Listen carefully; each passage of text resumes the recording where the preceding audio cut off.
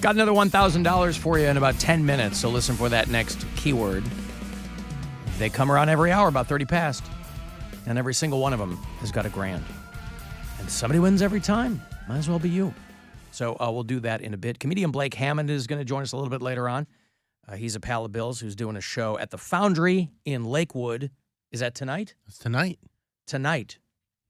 Is he a Cincinnati guy? Is that what's up? Yeah, he's from Cincinnati. He's real funny dude. He's been in Cleveland a bunch of times, and he's also been in bands and stuff like that. So he's got. Oh yeah.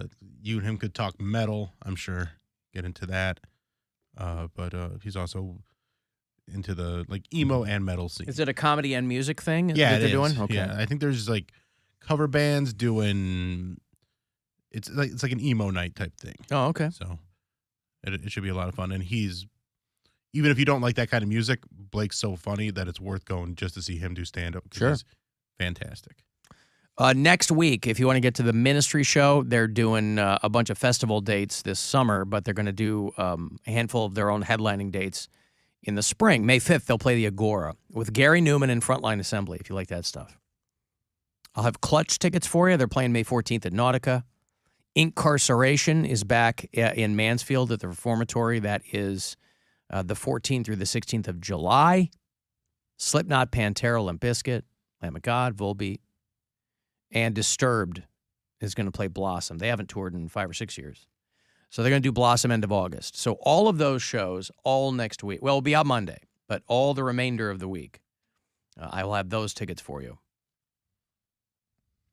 And then something pretty cool that I'm not at liberty to divulge yet, but I will have giveaways for it. And I guarantee you it's cool, and you'll want to get them. Cavaliers play tonight. They are in New Orleans to play the Pelicans at 10 o'clock tonight. That's your tip-off. Cavs Live pregame gets going 30 minutes prior.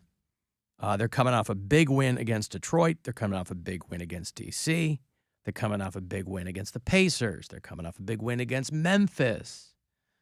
This is, how many is that? This is going to be... They're 4 in a row right now. There you go. 4 games... unbeaten. And then tomorrow night, the Bulls will be in town to play them at the Romo Fijo. So because of the Super Bowl, they do everything they can to find feel-good stories between people who are from Philadelphia or people who are from Kansas City. Or, that's why you see it's perfect timing for this Ant-Man movie to be coming up because Paul Rudd is from Kansas City. And a Chiefs fan. So you've probably seen Paul Rudd.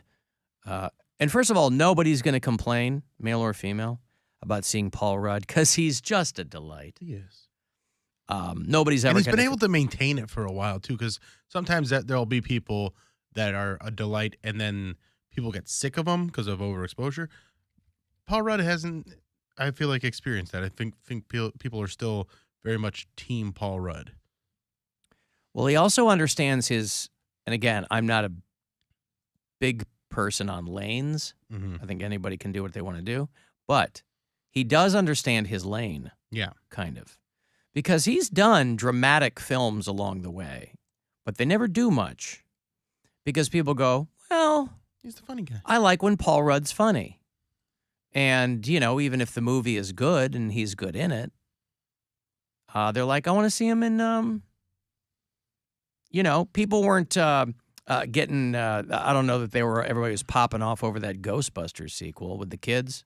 But he was in that. He was funny in that, yeah. And he was good. And I thought it was an entertaining movie. I thought it was fun. So, anyway, they had these 2 guys doing the rounds here. A Chiefs fan who donated his kidney to a longtime friend of his who just happened to be an Eagles fan. Just happened to be an Eagles fan. They were in the Corps together. And they should have made a contingent on who wins the Super Bowl. Well, they the teams gave them tickets. Oh, there you go. So, but what you're saying is, hey, I'm going to hold this kidney over your head. Yeah. But only if the Chiefs win, I'll give you my kidney. If the Eagles win, then you guys can F off. I don't want you to have my kidney, and if my team loses. Right. The guy's name's Jalen Hurts. Get one from him. Yeah. Make him hurt. It's a couple of years ago that this happened, that he donated a kidney to his friend. But now they're going to the Super Bowl. Now that their respective teams are playing, everybody's all excited. They got 3 kidneys between the 2 of them. I posted on Facebook, does anybody have a spare kidney I can get? Mine are junk. Can you tell that's the guy from Pennsylvania? Yeah. So I'm sitting around, oh my God, my back hurts. I couldn't figure out what it was. Went to the doctor. He goes, you need a kidney. I got to pull one out. Any chance you know somebody close to you, you got a family member, maybe somebody you like to have coffee with, something, give you a kidney. And I'm sitting there going, well, I don't know anybody give me a kidney. Who am I going to ask for that? Turns out my friend Kansas City gave me his kidney. I posted on Facebook, does anybody have a spare kidney I can get? Mine are junk. Marines are a band of brothers. Don't leave someone behind. When the transplant happened, I was literally days away from dialysis. It's a whole new lease on life. You know, I was worried about if I didn't get a kidney, my son would grow up without a father. A Chiefs kidney.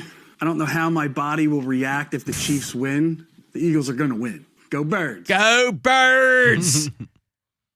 I'm going to pour water all over you if the Chiefs win. We're out here greasing poles. I got a Chiefs kidney in me now. Well, that's nice. If I go to Wawa, it's to celebrate. That's right. The gobbler's back. But if they dropped the gobbler. I dropped the gobbler and I got both my kidneys. But I wanted my Chiefs friend to be saying, wah, wah, we lost. Wah, wah, wah. Well, on the subject of the Kansas City Chiefs, some of the local Native American organizations in Missouri have renewed their protests of the Kansas City Chiefs name and mascot. And so they're like, this is another name we would like changed. I think they might have gotten rid, I think the Atlanta Braves got rid of the tomahawk chop. I don't know if, it's so stupid. I don't know if the Kansas City Chiefs have gotten rid of the tomahawk chop. I think it's still going, but I think it might be I don't think still it's going. sanctioned by the team. I think it's just something that the fans do. You can't control what the fans do. Nope. So there's some indigenous activist groups that are once again asking the Chiefs organization. See, all anybody can focus on, by the way, aside from the 2 teams, is the hot daughter of the guy that owns the Chiefs. Because she is blowing up on Instagram. She was like Miss Kansas City or something. And so everybody's paying attention to Gracie Hunt because she's making I shouldn't say she's making a spectacle of herself, but she's kind of like your classic blonde, rich girl. You know, her dad owns the team. So she's getting a lot of play because she's running around Arizona. Showing up places and things like that. And she's cute, you know. But according to her, she's all about giving back. And I don't know what she means by that. Because, you know, when people say, this community has been so great to me and I feel like it's my responsibility to give back. You've been great to me. You know, I need to give back. And usually the implication there is that you've done well financially because of that community. Well, she doesn't have any money. She has her dad owns the Kansas City Chiefs. So when she says, I'm all about giving back, I don't know what she means. But people are paying a lot of attention to her. So the people calling for the Chiefs to change their name and their mascot probably getting overshadowed by the hot-ass daughter of the team owner. And there's going to be demonstrations outside the stadium for the Super Bowl. And there'll probably be signs because you can't demonstrate like with, do you wear the clothes? I don't know how they demonstrate. Yeah, I don't know. I mean, you might have heard, and I don't want to blow the lid off anything, the Cleveland Major League Baseball team changed their name. They did, and everybody was fine with it. Yes, everyone was completely fine with it. They said, while you're at it, we should do away with that Chief Wahoo, too. And everybody said, I think that that's fantastic. I didn't hear one person complain about that. I didn't hear one voice in dissent. Normally, something that emotional, you think that there would have been at least one or two people who got upset. Not in Cleveland, Ohio. We have acted as a beacon, as a shining star for other cities faced with a similar situation. The Washington Commanders, look at them. Who can't love the name Commanders? Who can't love the name Guardians? You know? Traffic statues. It's what we're all about here in Cleveland, Ohio. It's our most important It is our most export. traffic statues. You go to cities around the world. You know how every city has like a sister city in another country? And usually there's a dozen of them because it's just you make these, chambers of commerce will reach out to each other or whatever. So it'll be like, I don't know what Cleveland's sister cities are, but you go to any one of them, Cleveland, Ohio, sister cities. I'll tell you right here who they are. Bratislava, Romania, Holon, Israel, a city in El Salvador, all over the world, right? You go to any one of these cities. You want to have some fun traveling? Go to Bratislava in Slovakia. Bro. You will see traffic statues in every one of those cities. And people go, there's no traffic here. These roads aren't even paved. And they say, we are a sister city of Cleveland, Ohio. Bangalore. That's my buddy's from there. Alexandria, Egypt? Hell yeah, I want to go to Egypt. Then go. And Israel. Why don't you go? Tell them that you are from their sister city. And they'll look at you like you have a nipple in your forehead. And then you can inform them, I'm from Cleveland, Ohio. I will. My friend has a friend in Egypt, and she was telling us we could stay with her. There you go. West Mayo, Ireland is one of our sister cities. I bet it is Mayo. What? I bet it is. West Mayo? Yeah. Oh, because everybody's white, you mean? All right, I got to give you some money here. It's $1,000 to go fund yourself. Listen closely and good luck. The Buzzard wants you to go fund yourself and score $1,000. Enter the nationwide keyword credit at WMMS.com. That's credit. Enter it now at WMMS.com. And good luck from Buzzard Radio. The Alan Cox Show After Hours line for people who want to leave us voicemails. You can do it there. Anytime, 216-986-8903. Regarding the brushing the teeth in the sink and urinating in the sink, I'm just saying you can urinate in a sink as long as you run some water after to wash it down. You can't just go and let it sit there. You got to run some water and then maybe put one little spray of some cleaner spray and let it run some more. So I do it in my basement wash tub sink too when I can't get upstairs. Ain't got no time. I just, do that. So, all right, bye. Yeah, I don't think that's any big life hack to rinse the sink after you pee in it. I think that goes without saying. I was putting the plug in and just filling it up. Yeah, letting it just let it steep. Yeah, let it sit for a while. Wait for some mosquitoes to try and land in it. God, I think everybody realizes. Yeah, rinse it out. What I still take umbrage with is, what is this scenario in? What did he say? If I don't have time to get upstairs? Don't got time to get upstairs? Maybe he's only got a one-bathroom household? But you're in the basement of your own house, and you control when you pee. I don't understand this. Wash tub sink, too, when I can't get upstairs. Ain't got no time. I ain't got no time to get upstairs in your own house. You don't have to get in the car and drive 2 miles away to go to the bathroom. But this is the scenario Poundcake was presenting us with for the hoe bath.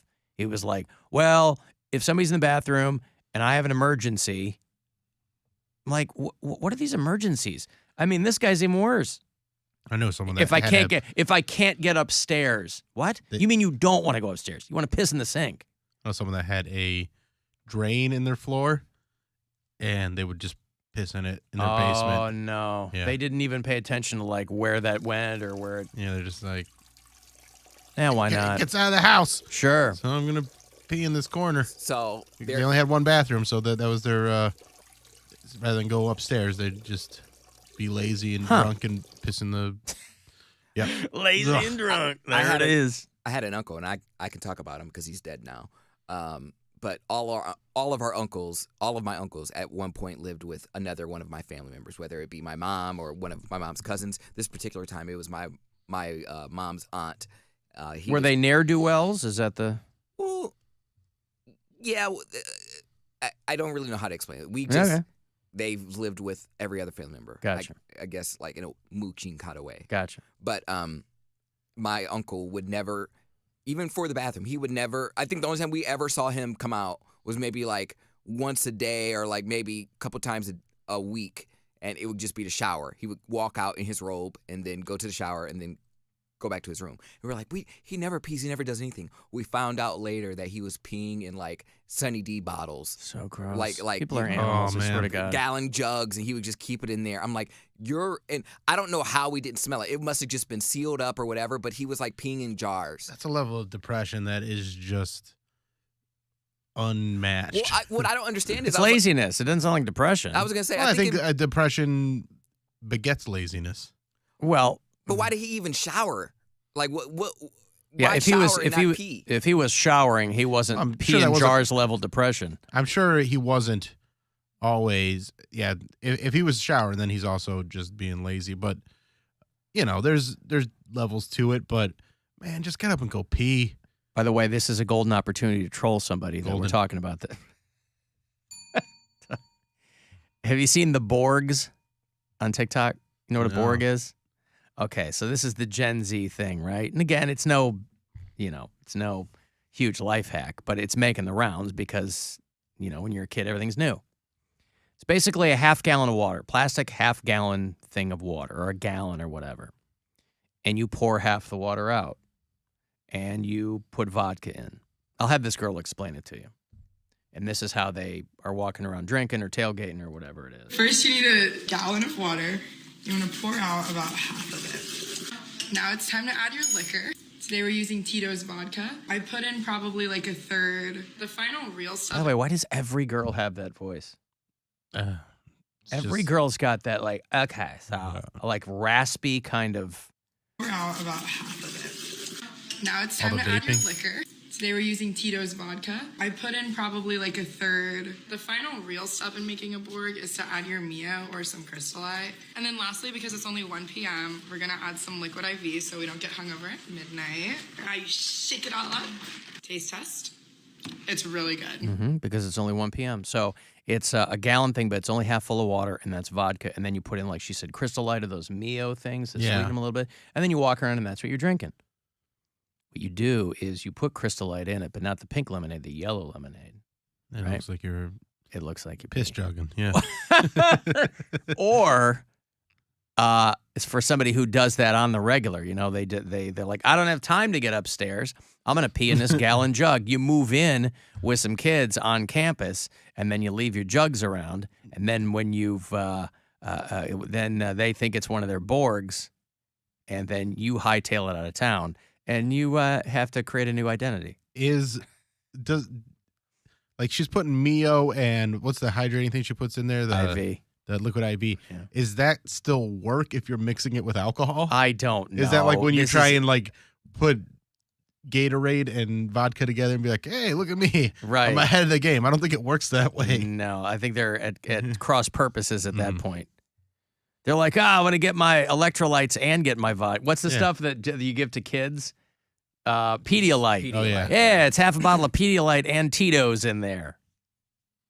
Well, anyway, so you kids are looking for something fun to do. Yeah, Make yourself a Borg. One of our customers just messaged me and said that this is basically kids trying to recreate Four Loko, like the original Four Loko. Is that what it is? That's what he said. So what they're doing is trying to die. That's what they're doing? Well, they're not getting to the Four Loko level though, because that we all know that was a whole nother thing. I can't believe I was in college at Four Lokos peak. I was a part of that movement. I was part of the reason why they lived to tell the tale. I moved into my college house. The very first weekend I moved into my college house, I wanted to christen it in, and I had a strawberry and a lemonade, and I drank both of those Four Lokos, and that's 8 Locos. It was a 4 no. Like I never had it after that. I threw up all over the place. Like I did christen my new bed, but gross. Ain't nobody gonna tell me where to pee. Yeah, right. Ain't nobody gonna tell me where to pee. That's right. Hey, Melanie. Yes. What's up?